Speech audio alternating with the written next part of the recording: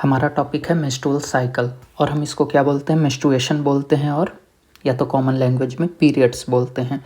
तो हम स्टार्ट करते हैं बेसिक एनाटॉमी से। तो हमें क्या पता है क्या क्या आता है इसमें। ओवरी आती है, फैलोपियन ट्यूब आता है। फैलोपियन ट्यूब की लेंथ कितनी होती है, 7 से 12 सेंटीमीटर होती है। यूटेरस आता है और सर्विक्स आता है और वजाइना आता है। वजाइना की लेंथ कितनी होती है, 7 to 9 सेंटीमीटर। सर्विक्स की लेंथ कितनी होती है, 3 से 4 सेंटीमीटर। और यूटेरस जो कॉर्पस उसका बॉडी की लेंथ कितनी होती है, 7 to 8 सेंटीमीटर।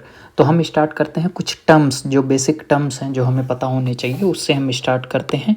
तो मेनार्क क्या है, मेनार्क जो है वो first bleeding in female, first menstrual cycle in female.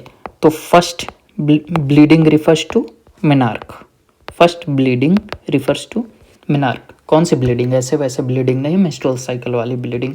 किस एज में आती है, एट 12 की एज में आती है। मीनोपॉज क्या होता है, end of menstrual cycle, end of menstruation life in female.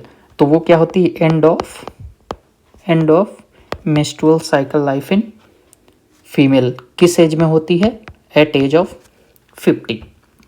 फिर हम देख लेते हैं number of follicle at different phase of life.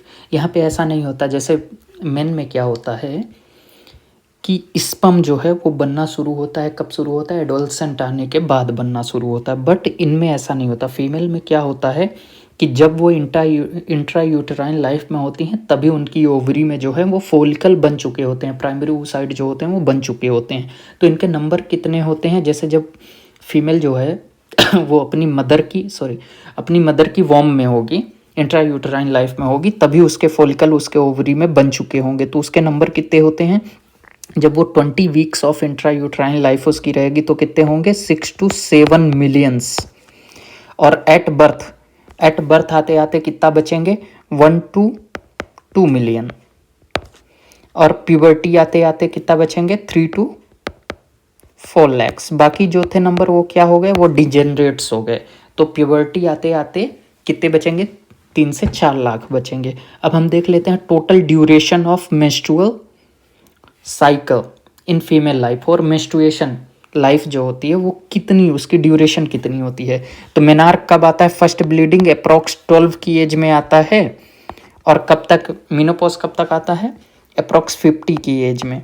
तो टोटल लाइफ कितनी हो गई मेंस्ट्रुएशन की, 38 ईयर्स।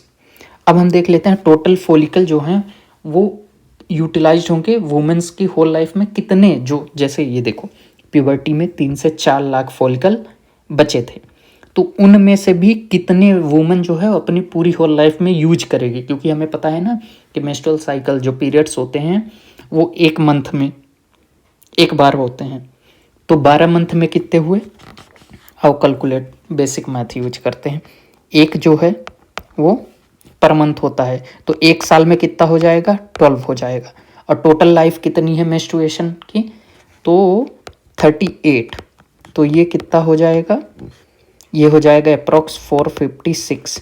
तो टोटल कितना यूटिलाइज कर सकते हैं। देखो किसी में क्या है, मेंस्ट्रुएशन 12 की एज में आती है, किसी में 13 की एज में आती है, फिर किसी में जो मेनोपॉज है वो 48 में ही आ जाता है, किसी में 50 आ जाता है। तो अराउंड कितना यूज होगा, अराउंड 400 से 450, सॉरी अराउंड 400 से 450 जो है वो टोटल फॉलिकल यूटिलाइज्ड होंगे। तो कितने टोटल यूटिलाइज्ड होंगे वुमेन्स के लाइफ में, 400 से 450। तो ये हुआ हमारा बेसिक कंसेप्ट। आओ देखते हैं role of hormones in menstrual cycle. तो अभी आप बेसिक समझ लो, इसके बाद हम प्रॉपर ग्राफ में समझाएंगे कि किस दिन क्या होता है। तो अभी एक सिंपल हार्मोन का आप कॉन्सेप्ट समझ लो। तो हाइपोथैलेमस में जो है वो GnRH हार्मोन रिलीज होता है। GnRH hormone gonadotropin releasing hormone release होता है। वो कहाँ पे एक्ट करता है, वो पिट्यूटरी ग्लैंड पे एक्ट करता है। तो वहाँ से क्या रिलीज होता है, FSH एंड LH। FSH होता है फॉलिकुलर स्टिमुलेटिंग हार्मोन, LH होता है ल्यूटिनाइजिंग हार्मोन। तो FSH कहाँ पे फिर एक्ट करेगा, ओवरी में एक्ट करेगा। ओवरी में कहाँ पे, जो फॉलिकल्स हैं उन पे एक्ट करेगा, उसका ग्रोथ कराता है। और फॉलिकल ही जो है वो एस्ट्रोजन रिलीज कराता है। तो एफएसएच का रोल समझ में आ गया। एफएसएच क्या कराएगा, फॉलिकुलर ग्रोथ कराएगा और क्या कराएगा, एस्ट्रोजन रिलीज करवाएगा। और एलएच कहाँ पे एक्ट करता है, जब ओवुलेशन होगा तो जो फॉलिकुलर से एग निकलेगा उसका जो बचा हुआ पार्ट होता है वो कॉर्पस लुटियम बन जाता है। तो वो कॉर्पस लुटियम पे एक्ट करेगा तो उससे क्या निकलेगा, कौन सा hormone, progesterone. Progesterone progesterone hormone जो है वो एलएच के कारण निकलेगा, कॉर्पस लुटियम से निकलेगा। ठीक, तो एस्ट्रोजन जब एक प्रॉपर अमाउंट, जैसे देखो फॉलिकुलर ग्रोथ होने के लिए एफएसएच चाहिए, तो जब ग्रो हो गया ऑन 14th डे, जब प्रॉपर फॉलिकुलर ग्रोथ हो गई कि अब वो एग रिलीज कर सकता है, तो एस्ट्रोजन का जो अमाउंट है, जैसे एक प्रॉपर कुछ अमाउंट होगा ना, तब ना ब्रेन को पता चलेगा कि हाँ प्रॉपर ग्रोथ हो गई, तो वो सिग्नल भेजेगा। ठीक, 150 से 200 पिकोग्राम अमाउंट जब एस्ट्रोजन रिलीज हो जाएगा तो वो ब्रेन को सिग्नल भेजेगा कि अब एफएसएच मत रिलीज कराओ, फॉलिकुलर ग्रोथ प्रॉपर हो चुकी है, प्लस अब एलएच कराओ। तो पॉजिटिव फीडबैक एलएच के लिए हुई, निगेटिव फीडबैक एफएसएच के लिए हुई। तो एलएच जो है, एलएच का सर्ज होता है 14th डे पे, है ना, तभी ओव्यूलेशन होता है। तो ये हुआ एस्ट्रोजन का रोल। जब एक प्रॉपर अमाउंट पे हो गया तो एफएसएच को कहेगा कि अब एफएसएच मत रिलीज कराओ, एलएच रिलीज कराओ, अभी ओव्यूलेशन करना है। ठीक, जब ओव्यूलेशन हो जाएगा तो उसका देखो एग जो है वो फैलोपियन ट्यूब में चला जाएगा और जो उसका बचा हुआ पार्ट होगा जो फॉलिकुलर का, वो कॉर्पस लुटियम बन जाएगा। वो किस कलर का होता है, येलो कलर का होता है। उससे क्या रिलीज होता है, उससे प्रोजेस्ट्रॉन रिलीज होता है। ठीक, तो देखो जो एस्ट्रोजन है और इसका काम क्या है, ये प्रोलिफरेशन कराता है। प्रोलिफरेशन मतलब ग्रोथ कराएगा, एंडोमेट्रियम की थिकनेस बढ़ाएगा। ठीक, और जो प्रोजेस्टोन है वो क्या कराएगा, उसको सेक्रेटरी जूसी बनाएगा, उसमें ग्लैंड्स जो हैं वो इंक्रीज कराएगा। तो वो रोल होता है प्रोजेस्टोन को। देखो जब अगर एग फर्टिलाइज हो गया तो वो प्रॉपर आके वहाँ पे सेट हो जाए यूटेरस के एंडोमेट्रियम में, उसके लिए सेक्रेटरी बनाता है कि उसको प्रॉपर न्यूट्रिशन मिल सके।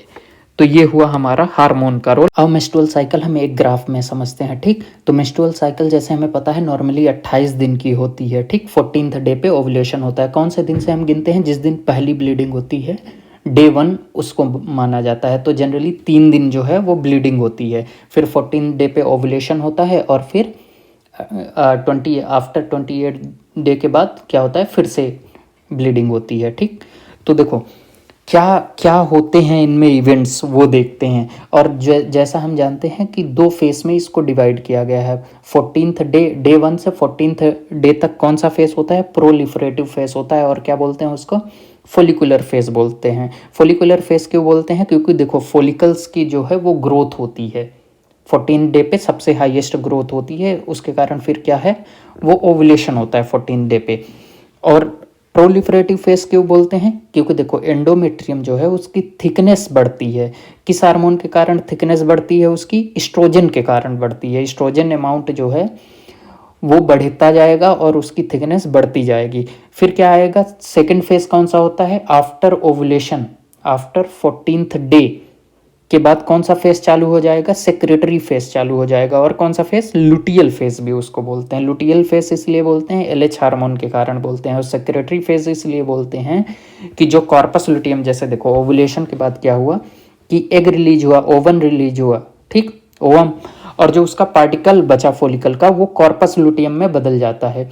तो एलएच हार्मोन जो है एक्ट करता है कॉर्पस लुटियम पे और उसमें क्या सेक्रेट कराता है, प्रोजेस्टोन सेक्रेट कराता है। प्रोजेस्टोन का काम क्या होता है, एंडोमेट्रियम को सेक्रेटरी बनाना, जूसी बनाना, उसमें ग्लैंडुलर बनाना, उसको ज़्यादा ग्लैंडुलर करना। क्यों, ऐसा क्यों, क्योंकि देखो अगर फर्टिलाइज हो गया एग तो जो इम्ब्रियो है वो आके कहाँ पे सेटल डाउन होगा, वो एंडोमेट्रियम में होगा। तो उसको न्यूट्रिशन चाहिए ना, प्रॉपर न्यूट्रिशन के लिए वो एंडोमेट्रियम को प्रिपेयर करता है। ठीक, तो अगर फर्टिलाइज नहीं हुआ एग तो क्या हो जाएगा, फिर से जो है सेडिंग, क्योंकि देखो कार्पस लुटियम की एक लाइफ होती है। ठीक, सबसे ज़्यादा साइज उसकी कब रहती है, अप्रॉक्स 24th डे तक। फिर उसके बाद वो क्या है, देखो एलएच हार्मोन कम होने लगता है, उसके कारण कॉर्पस लुटियम डीजनरेट होने लगता है, तो जिसके कारण प्रोजेस्टोन कम होने लगता है, तो फिर से जो है वो ब्लीडिंग स्टार्ट हो जाती है। तो विड्रॉवल ऑफ प्रोजेस्टोन हार्मोन के कारण ब्लीडिंग होती है। तो आओ एक एक इवेंट देखते हैं। ठीक, एक एक इवेंट में क्या आएगा देखो, डे 1 से डे 3 तक तो ब्लीडिंग हुई, फिर उसके बाद इस्ट्रोजन हार्मोन के कारण प्रोलिफरेशन हुई। प्रोलिफरेशन मतलब थिकनेस ऑफ एंडोमेट्रियम, एंडोमेट्रियम की ग्रोथ हो रही है, ठीक, एंडोमेट्रियम की ग्रोथ हो रही है।